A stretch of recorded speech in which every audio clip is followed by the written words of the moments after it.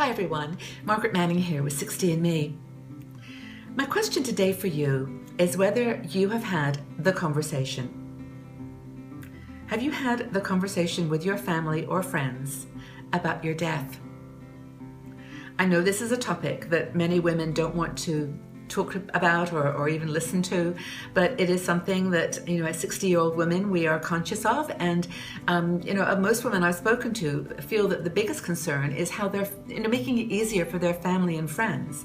So to have things decided and agreed, and for them not to have that added, added decision making. So have you had the conversation about whether you want to be buried or cremated? Do you want, what's the tone of the service? I mean, most people are, obviously it's a very sad thing to say goodbye to someone that you've, known for years and that you love dearly. But, do you want it to be upbeat? Some music? Is there a song that you want to have played or a poem that you want to have read?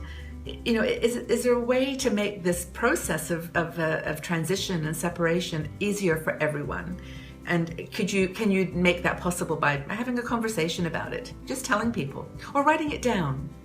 Are there conversations that you want to have with other people to clear the air about something? Is there some unfinished business that you need to take care of? That's something else to think about as part of the conversation.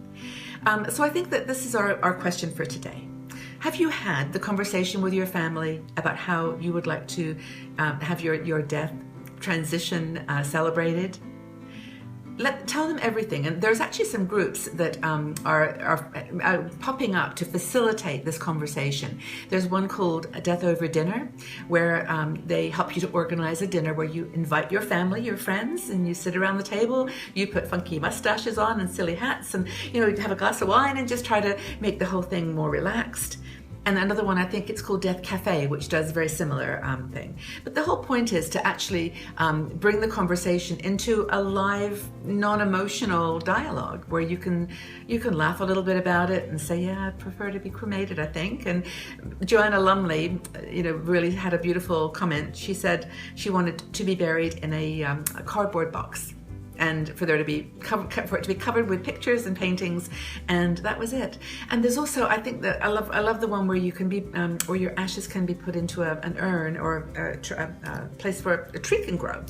And I think that's really wonderful because you could plant the tree somewhere where your family and friends could come and sit under it, have a picnic, and remember fun times. Remember your life with a positive glow.